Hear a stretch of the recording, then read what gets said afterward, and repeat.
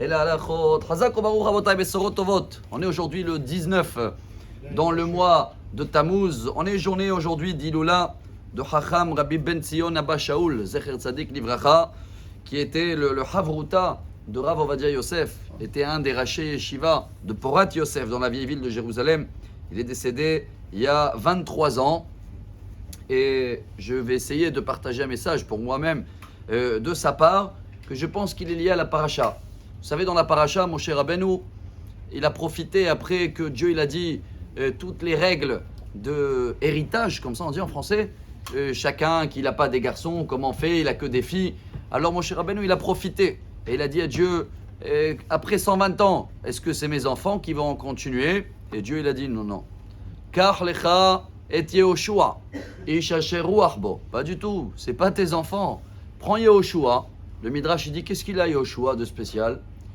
Kol yom, chaque jour, il levait le matin, mesader et asafsalim, il arrangeait les bancs, il faisait le ménage, il mettait les tapis, il préparait tout, et en plus, il était là tous les jours à voir qu'est-ce que je peux apprendre du nouveau de Moshe Rabbeinu.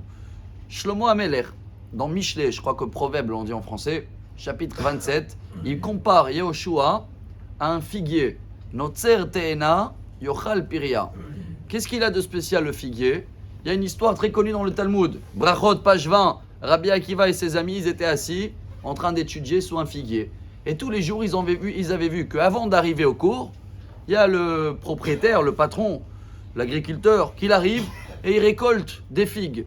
Alors ils ont dit, t'inquiète pas, on n'est pas des voleurs. Il a dit, non, non, je m'inquiète pas, vous pouvez rester ici étudier. Sachez que la figue, le figuier, c'est le seul arbre du monde où la récolte, elle n'est jamais une période. Tous les jours, il faut récolter un nouveau fruit.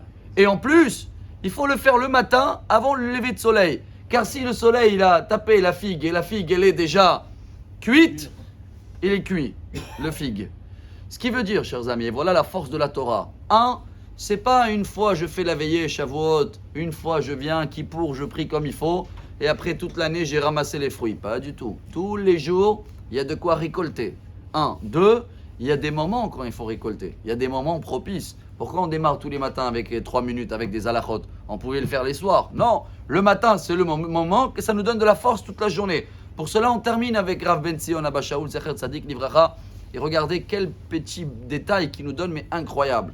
Chacun, même il est rempli, érudit de Torah, s'il arrive à la synagogue, il voit qu'il y a un banc qui n'est pas bien, et il ne va pas le mettre en place, ou il voit qu'il vient de faire le ménage, et il marche quand même, il a dit, sa Torah, il a pas la préface de la Torah, il n'a pas les derech eretz, comme on le lit chaque fois dans les maximes des pères, il n'a pas le savoir de vivre, et il rajoute le Rav Ben Zion Abba Shaul, je pense même que c'est un petit voleur. Vous dites, comment un petit voleur? Parce qu'il ne fait pas attention ni sur l'argent des autres, ni sur le temps des autres, ni sur ce qui a été investi. Yehoshua Binoun, il avait cette qualité. Tous les jours, il rentrait. Qu'est-ce que je peux intervenir? Qu'est-ce que je peux arranger? Comment je peux faire? Si on arrive à faire ça, voilà, on est dans l'image de Dieu en tous les cas. Et on va manger des bons fruits, récolter tous les jours des bons figues. Et excellente journée à tous. Amar Rabbi Elazar, Amar Rabbi Hanina.